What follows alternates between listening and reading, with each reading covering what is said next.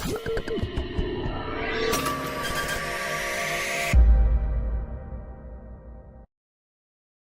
Children, இப்போ பார்க்க போகிற வீடியோ உங்களுக்கு பிடிச்சிருந்ததுன்னா லைக் பண்ணுங்கள், ஷேர் பண்ணுங்கள், கமெண்ட் பண்ணுங்கள், மறக்காமல் ஹைப் பண்ணுங்கள்.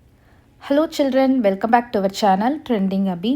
நம்ம வந்து சிபிஎஸ்சி கிளாஸ் 9 கணித மஞ்சரி பார்ட் 1 சாப்டர் 2 தான் பார்க்க போகிறோம். ஆல்ரெடி நம்ம சேனலில் சாப்டர் 1 எல்லா சம்ஸுமே பேஜ் பை பேஜ் சால்வ் பண்ணி போட்டிருக்கிறோம். ப்ளேலிஸ்ட்டில் போயிட்டு கண்டிப்பாக செக் பண்ணி பாருங்கள். ஓகே சில்ட்ரன், இப்போ நம்ம வந்து சாப்டர் 2 பார்க்கலாம். Introduction to linear polynomials. ஓகேவா, நெக்ஸ்ட் சம் பார்க்கலாம். Question number 4. What is the coefficient of z in the polynomial 4z cube plus 5z square minus 11 அப்படின்னு கேட்டிருக்காங்க. ஸோ இங்கே கொடுத்துருக்கிற கிவன் பாலினாமியலில் கோஎஃபிஷியன்ட் ஆஃப் இசட் கேட்குறாங்க. ஸோ இங்கே இசட் அப்படின்ற ஒரு டேர்ம் இருக்கா? இல்லை. ஸோ அப்போ நம்ம என்ன போடணும் அப்படின்னா கோஎஃபிஷியன்ட் ஆஃப் இசட் வந்து 0 அப்படின்னு போட்டுறணும். ஏன்னா இசட்டுன்ற டேர்மே இங்கே இல்லை. ஸோ இருந்தால் தான் நம்மளால் அதுக்கு முன்னாடி இருக்கிற நம்பரை நம்ம வந்து சிம்பிளோட பார்ப்போம் கோஎஃபிஷியன்ட்டுக்கு. ஸோ இங்கே இசட்டுன்ற டேர்மே இல்லாதனால நம்ம என்ன போடுறோம், அந்த இடத்துல 0 அப்படின்னு போட்டுறோம். நெக்ஸ்ட்டு சம் நம்பர் 5 பார்ப்போம். What is the constant term of the polynomial? So இந்த பாலினாமியலுக்கு கான்ஸ்டன்ட் டேர்ம் கேட்குறாங்க. 9x cube plus 5x square minus 8x minus 10. So constant டேர்ம்னால் நம்ம என்ன சொல்லியிருக்கோம், அது பக்கத்தில் வேரியபிளே இருக்காது. அப்படி இல்லைன்னா நீங்கள் இந்த இடத்துல x பவர் 0 அப்படின்னு வச்சுக்கலாம். anything பவர் 0 1, கரெக்டாக? So X power 0 is equal to 1 தானே. ஸோ இந்த இடத்துல எதுவுமே பக்கத்தில் இல்லாத டேர்ம் அப்படின்னா என்ன டேர்ம் இருக்குது, அதாவது வேரியபிள்ஸ் பக்கத்தில் இல்லாத டேர்ம்னா 10 தானே இருக்குது. ஸோ அதை சிம்பிளோட நம்ம பார்க்கணும். அப்போ இந்த இடத்துல கான்ஸ்டன்ட் டேர்ம் வந்து என்னது, -10. அண்டர்ஸ்டாண்ட் ஆகுதா? Okay. Recall that polynomials of degree 1 are called linear polynomials. நம்ம ஆல்ரெடி சொல்லியிருக்கோம், லீனியர் பாலினாமியல்னால் என்ன இருக்கும், அந்த பாலினாமியலுக்கு ஹையஸ்ட் பவரே வந்து என்ன இருக்கும், 1 தான் இருக்கும். ஓகேவா?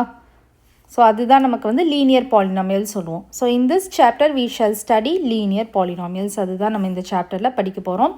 லீனியர் பாலினாமியல்னால் அதில் இருக்கிற வேரியபிளுக்கு வந்து ஹையஸ்ட் பவரே வந்து பார்த்திங்கன்னா 1 தான் இருக்கும், அதுக்கு மேலே இருக்கவே இருக்காது. ஓகே, இப்போ நம்ம 2.2 லீனியர் பாலினாமியல்ஸ் பார்க்கலாம். We begin with examples. எக்ஸாம்பிளோட ஸ்டார்ட் பண்ணுறாங்க involving linear polynomials. So example 4 பார்க்கலாம். The perimeter of a square of side x is 4x which is a linear polynomial in the variable x. So ஒரு square இருக்குது. இந்த ஸ்கொயரோட perimeter அப்படின்னா நம்ம என்ன சொல்லுவோம், இதோட பவுண்ட்ரிஸை தான் நம்ம சொல்லுவோம். கரெக்டாக 4 இது இருக்கு இல்லையா, இந்த 4 சைட்ஸை தான் நம்ம என்னன்னு சொல்லுவோம், பெரிமீட்டர் அப்படின்னு சொல்லுவோம். ஸோ இந்த ஸ்கொயரோட சைடு வந்து எக்ஸ் அப்படின்னு சொல்லியிருக்காங்க. அப்போ இதோட பெரிமீட்டர் வந்து 4xன்னு சொல்கிறாங்க. எப்படி சொல்கிறாங்க, இந்த 4 சைட்ஸையும் நீங்கள் ஆட் பண்ணணும். கரெக்டாக இதுதான் நம்ம பெரிமீட்டர் சொல்லியிருக்கோம். So X plus X plus X plus X that is equal to 4 times X. கரெக்டாக? ஸோ இதுதான் நமக்கு என்னது, பெரிமீட்டர். பெரிமீட்டரோட ஃபார்முலா கூட இதுதான் நமக்கு வரும். கரெக்டாக? So which is a linear polynomial. இந்த 4x அப்படின்றது லீனியர் பாலினாமியல் சொல்கிறாங்க. ஸோ அப்போ 4x பவர் 1 தானே இங்கே ஹையஸ்ட்டாக இருக்குது. அப்போது இந்த வேரியபிளில் ஹையஸ்ட் பவரே 1 இருக்கிறதுனால இது வந்து என்னது, லீனியர் பாலினாமியல். அண்டர்ஸ்டாண்ட் ஆகுதா? Okay. Next think and reflect அப்படின்னு சொல்லிட்டு ஒரு இது கொடுத்துருக்காங்க. Find the perimeter of squares with sides 1 cm, 1.5 cm, 2 cm, 2.5 cm and 3 cm. What will happen to the perimeters if the sides increases by 0.5 cm அப்படின்னு கேட்டிருக்காங்க. Okay, இப்போ நமக்கு வந்து பெரிமீட்டர் ஆஃப் ஸ்கொயர்ஸ் வந்து கண்டுபிடிக்கணும். ஸோ நீங்கள் என்ன பண்ணலாம், இப்போ 1 cm கொடுத்துருக்காங்க ஒரு ஸ்கொயருக்கு, 1 cm ஒரு சைடு கொடுத்துருக்காங்கன்னா 1 + 1 + 1 + 1 நீங்கள் வந்து 4 அப்படின்னும் செய்யலாம். அப்படி இல்லைன்னா நம்ம இந்த ஃபார்ம்லாம் யூஸ் பண்ணிக்கலாம். இந்த இடத்துல 4x நம்ம கண்டுபிடிச்சிருக்கோமா, 4 × xன்றது என்னது, சைடு. அப்போ 4 1 is 4. அதே மாதிரி 4 × 1.5 பண்ணுங்கள். 4 × 1.5 பண்ணிங்கன்னா என்ன வரும், 6 வருமா. 4 cm, இது வந்து 6 cm. இதே இது 2 இருந்துச்சுன்னு வச்சுக்கோங்க, 4 × 2 8 cm. இதே இது 2.5 இருந்ததுன்னா 4 × 2.5 என்ன வரும், 10 cm வரும். Next 3, 4 × 3 12 cm. கரெக்டாக? இப்போ நம்ம பெரிமீட்டர் ஆஃப் ஸ்கொயர்ஸ் கண்டுபிடிச்சாச்சு. இப்போது அவங்க மெயினாக என்ன கொஸ்டின் கேட்டிருக்காங்கன்னா, what will happen to the perimeter if the sides increases by 0.5. Side எல்லாமே பாருங்கள் 0.5 தானே இன்க்ரீஸ் ஆகுது, 1லேருந்து 1.5. 0.5 இன்க்ரீஸ் ஆகிருக்கா, 1.5லேருந்து 2, 0.5 இன்க்ரீஸ் ஆகிருக்கா, 2லேருந்து 2.5, 0.5, அதே மாதிரி 2.5லேருந்து 3, 0.5, இந்த மாதிரி 0.5 இன்க்ரீஸ் ஆச்சு, சைடு இன்க்ரீஸ் ஆச்சுன்னா நமக்கு பெரிமீட்டர் என்ன ஆகுது அப்படின்னு கேட்குறாங்க. ஸோ நீங்கள் இந்த பேட்டர்னை அப்சர்வ் பண்ணி பாருங்கள். 4, 6, 8, 10, 12 இந்த பேட்டர்னை நீங்கள் அப்சர்வ் பண்ணி பாருங்கள். எப்படி என்ன ஆகிருக்கு, 2 இன்க்ரீஸ் ஆகிருக்கா, 2 இன்க்ரீஸ் ஆகிருக்கு. அப்போ இதுக்கு எப்படி சொல்யூஷன் எழுதலாம் அப்படின்னா, ஆன்சர் வந்து notice the pattern, notice the pattern in the answers above. என்ன இருந்துச்சு நமக்கு, 4, 6, 8, 10, 12 இருக்குது. So every time the side increases by 0.5 centimetre நமக்கு இன்க்ரீஸ் ஆகிருக்கு. அப்போது நமக்கு பெரிமீட்டர் என்ன ஆகுது, the perimeter increases by exactly 2 centimetre. எக்ஸாக்டாக பெரிமீட்டரும் என்ன ஆயிடுது, 2 சென்டிமீட்டர் இன்க்ரீஸ் ஆயிடுது. ஏன் இன்க்ரீஸ் ஆகுது, பிகாஸ் நம்ம என்ன சொல்லலாம்னா 4 இருக்குது கரெக்டாக, 4 × 0.5, 4 × 0.5 என்ன இருக்கும், நமக்கு 2 இருக்கும். ஸோ அந்த சைடு வந்து எவ்ரி டைம் 0.5 இன்க்ரீஸ் ஆகிறதுனால நமக்கு என்ன ஆகுது, அந்த 4 சைட்ஸ் தானே இதில் மென்ஷன் பண்ணுறோம். ஸோ 4 × 0.5 2 கரெக்டாக. அப்போ 2 நமக்கு இன்க்ரீஸ் ஆகிட்டே வருது. அண்டர்ஸ்டாண்ட் ஆகுதா? ஓகே. நெக்ஸ்ட் நம்ம எக்ஸாம்பிள் 5 பார்க்கலாம். Chess club charges a joining fee of ₹200 + ₹50 for every match played. The following table shows the amount a player will have to pay as the number of matches varies அப்படின்னு சொல்லியிருக்காங்க. So ஒரு chess club இருக்குது, அவங்க charging ஃபீ எப்படி பண்ணுறாங்கன்னா, இப்போ அந்த கிளப்பில் ஜாயின் பண்ணுறதுக்கு பேசிக்காக 200 வந்து சார்ஜ் பண்ணுறாங்க. அதுக்கப்புறமா நீங்கள் ஒவ்வொரு மேட்சும் ஒவ்வொரு செஸ் மேட்சும் விளையாட 50 இப்போ நீங்கள் ஃபஸ்ட்டு மேட்ச் விளையாடுறீங்கன்னா 50 பே பண்ணணும்.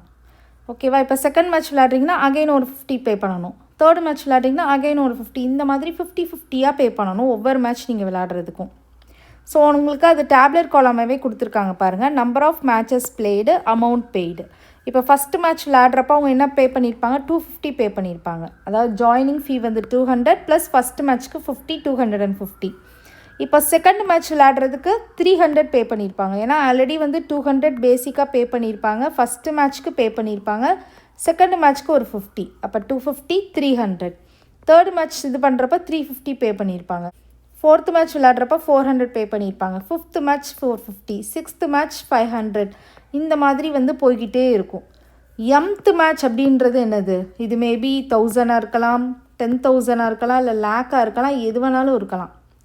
சரியா? அன்னோனாக இருக்குது நமக்கு. ஸோ எம்த்து மேட்ச்க்கு வந்து பார்த்தோன்னா பேசிக்காக 200 பே பண்ணியிருப்பாங்க. கரெக்டாக? அதுக்கப்புறம் 50M அப்படின்னு சொல்லலாமா, 50 தானே பே பண்ணுறாங்க. 50 தான் எவ்ரி மேட்ச்க்கும் பே பண்ணுறாங்க. ஸோ எம்த்து மேட்ச்ன்றது அது எத்தனாவது மேட்ச் ஆனாலும் இருக்கலாம். இப்போ ஃபார் எக்ஸாம்பிள் உங்களுக்கு வந்து இப்போது தேர்டு மேட்ச்க்கு நீங்கள் எவ்வளோ பே பண்ணியிருப்பீங்க அப்படின்னு கேட்குறாங்கன்னு வச்சுக்கோங்க. இப்போ தேர்டு மேட்ச்க்கு பே பண்ணுறாங்கன்னா இப்போ பேசிக்காக இந்த ஃபார்முலா, இதை வந்து ஒரு ஃபார்முலா மாதிரி வச்சுக்கோங்க. இதில் நான் வந்து இப்போ சப்ஸ்டியூட் பண்ணி உங்களுக்கு காமிக்கிறேன். பேசிக்காக 200 பே பண்ணியிருப்பாங்க. அதுக்கப்புறமா 50 தேர்டு மேட்ச்சில் எவ்வளோ பே பண்ணியிருக்காங்கன்றதை நம்ம கண்டுபிடிக்கணும். ஸோ 50 × 3 போடணும். அதாவது இந்த இடத்துல எம்ன்றது 3. ஸோ 200 + 50 × 3 என்ன வரும், 150 வரும். ஸோ 200 + 150 350. அப்போ தேர்டு மேட்ச் விளையாடுறப்போ அவங்க 350 வந்து பே பண்ணியிருப்பாங்க. ஓகேவா? நெக்ஸ்ட்டு வந்து செகண்ட் மேட்ச்சில் எவ்வளோ பே பண்ணியிருப்பாங்க அப்படின்றது உங்களை மாதிரி ஒரு ஸ்டூடெண்ட் வந்து செஞ்சு காமிப்பாங்க. 200 + 50 × 2. ஸோ அதை நீங்கள் ப்ராக்கெட்டில் போட்டுக்கோங்க, ஈஸியாக இருக்கும். ஸோ 200 50 × 2 என்ன வரும், 100. 200 + 100 300. அப்போ செகண்ட் மேட்ச்சில் எவ்வளோ பே பண்ணியிருப்பாங்க, 300. வந்துருச்சா? அண்டர்ஸ்டாண்ட் ஆகுதா? இந்த இதுலேருந்து எப்படி கொண்டு வர்றது, இது வந்து என்னது அமௌண்ட் பெய்டு. நீங்கள் இது வந்து எத்தனாவது கேமுக்கு நீங்கள் கண்டுபிடிக்கனாலும் கண்டுபிடிச்சிக்கலாம். இப்போ சப்போஸ் இதே பர்சன் 50th மேட்ச்சில் எவ்வளோ பே பண்ணியிருப்பாங்க அப்படின்னா நீங்கள் என்ன பண்ணணும், இந்த எம் இருக்கிற இடத்துல 50 போடணும். 100th மேட்ச்சில் எவ்வளோ பே பண்ணியிருப்பாங்க, இப்போ 100th மேட்ச் கண்டுபிடிப்போமா, அப்போ நீங்கள் என்ன பண்ணுவீங்க, 200 + 50 × 100 போடுவீங்க. கரெக்டாக? 100th மேட்ச் எம்ன்றது தான் எத்தனாவது மேட்ச் அப்படின்றது. அப்போ 200 + 50 × 100 என்ன வரும், 5000 வரும். 5000 + 200 5200 ருபீஸ் வந்து பே பண்ணியிருப்பாங்க டோட்டலாக. ஃபஸ்ட்டு மேட்ச்லேருந்து 100th மேட்ச் விளையாண்ட வரைக்கும் அவங்க 5200 ருபீஸ் வந்து பே பண்ணியிருப்பாங்க. இப்போ அவங்களுக்கு கிளியர் ஆகிருக்கும்னு நினைக்கிறேன். கரெக்டாக? ஸோ இப்போ இதெல்லாம் எதுக்கு சொல்ல வராங்க, இந்த சாப்டரில் எதுக்கு சொல்ல வராங்க அப்படின்னா, இந்த 200 + 50m இருக்குல்ல, இது என்னது, இது ஒரு லீனியர் பாலினாமியல். அதுக்கு தான் சொல்ல வராங்க. ஏன்னா இதோட டிகிரி எப்படி இருக்குது, 1 இருக்குது. ஹையஸ்ட் எக்ஸ்பனண்ட், ஹையஸ்ட் பவர் வந்து 1 இருக்குது. ஓகேவா? Hence if M is the number of matches played, எம்ன்றது number of matches played already சொல்லியிருந்தேன். அப்போ the total cost will be 200, அதுதான் பேசிக் அமௌண்ட்டு, ப்ளஸ் 50 எவ்ரி மேட்ச்க்கு பே பண்ணுவோம். So 200 + 50m. So observe that 200 + 50m is a linear polynomial in the variable m. Variable m தானே இருக்குது, அதான் சொல்கிறாங்க. So the amount paid increases by the constant value. amount pay வந்து எப்படி வந்து இதாகுது, கான்ஸ்டண்ட்டாக இன்க்ரீஸ் ஆகுது. ஒவ்வொரு மேட்சும் அவங்க விளையாட அவங்க 50 தான் பே பண்ணுறாங்க.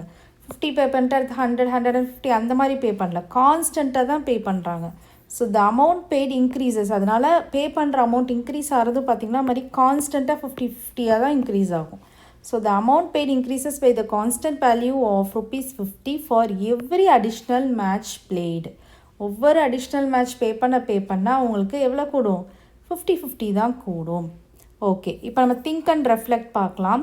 இஃப் எ பிளேயர் பெய்டு ₹750, ஒரு பிளேயர் இருக்காங்க, அவங்க 750 ருபீஸ் வந்து பே பண்ணியிருக்காங்க. அப்போது how many matches did he play, அப்போ அவங்க எத்தனை மேட்சஸ் விளையாண்டுருப்பாங்க அப்படின்னு கேட்குறாங்க. நீங்கள் இது ஈஸியாக என்ன பண்ணலாம் அப்படின்னா, 200 + 50m இருக்கா, 200 + 50m, இது வந்து என்னது, அமௌண்ட் பெய்டு. கரெக்டாக? இது வந்து நம்ம இஸ் ஈக்குவல் டு 750 அப்படின்னு நீங்கள் ஈக்குவேட் பண்ணலாம். ஏன்னா எம்ன்றது என்னது, நம்பர் ஆஃப் மேட்ச், எத்தனாவது மேட்ச். கரெக்டாக? ஸோ இதுதான் நம்ம கண்டுபிடிக்கணும், எத்தனை மேட்சஸ் விளையாண்டுருக்காங்கன்றது தான் கண்டுபிடிக்கணும். இதுதான் அன்னோன். அப்போ நீங்கள் என்ன பண்ணலாம், இதோட இந்த 750 ஈக்குவேட் பண்ணலாம். அப்போ நமக்கு என்ன வரும், 50m = 750 மைனஸ் இந்த சைட் கொண்டு போங்க, -200. So 50m = 550. ஸோ m தானே வேணும் நமக்கு. So m = 550/50. அதை கேன்சல் பண்ணுங்கள், 1010, 1 5 is 5, 11 5s are 55. அப்போது m வந்து 11. அப்போ 11 மேட்சஸ் வந்து ப்ளே பண்ணியிருக்காங்க. நீங்கள் இது கரெக்டானு கூட செக் பண்ணலாம். எப்படி செக் பண்ணலாம், இப்போ 750 அவங்க டோட்டலாக பே பண்ணியிருக்காங்கல்ல, எத்தனை மேட்சஸ் விளையாண்டுருப்பாங்க, அப்போ 200 வந்து பேசிக்காக பே பண்ணி ஜாயின் பண்ணியிருப்பாங்க.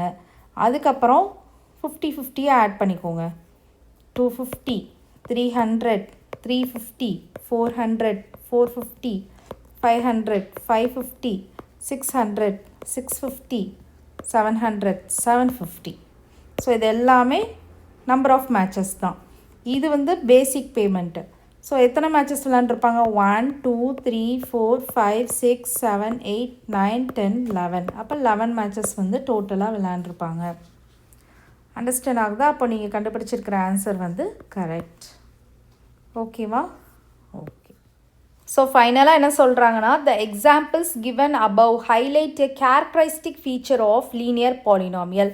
நம்ம இதுக்கு முன்னாடி பார்த்த எக்ஸாம்பிள் 4, எக்ஸாம்பிள் 5 இது எல்லாமே வந்து நமக்கு லீனியர் பாலினாமியலோட கேரக்டரிஸ்டிக் ஃபீச்சரை வந்து நமக்கு ஷோ பண்ணுது. அதோட ப்ராப்பர்ட்டி அப்படின்ற மாதிரி சொல்லலாம். அதை வந்து நமக்கு ஹைலைட் பண்ணுது, ஷோ பண்ணுது அப்படின்னு சொல்கிறாங்க. That the difference between a successive values at integers is constant. So successive value வந்து கான்ஸ்டண்ட்டாக இருந்துச்சா, இப்போ பாருங்கள், இதுக்கு அடுத்து சக்ஸஸிவ்னா இது அடுத்தடுத்து வர்ற வேல்யூஸ்.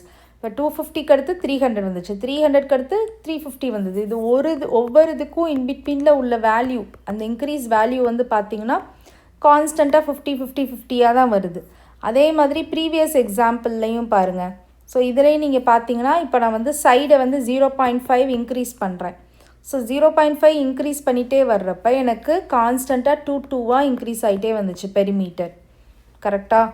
ஸோ அதுதான் சொல்கிறாங்க, நம்ம கொடுக்குற இன்புட் வந்து கான்ஸ்டண்ட்டாக இருக்கிறதுனால நமக்கு அவுட்புட் எப்படி இருக்குது, ஃபிக்ஸடாக இருக்குது. அண்டர்ஸ்டாண்ட் ஆகுதா? Okay children, next sum next வீடியோவில் பார்க்கலாம். இந்த வீடியோ உங்களுக்கு பிடிச்சிருந்ததுன்னா லைக் பண்ணுங்கள், ஷேர் பண்ணுங்கள், நம்ம சேனலை சப்ஸ்கிரைப் பண்ணுங்கள். Bye children.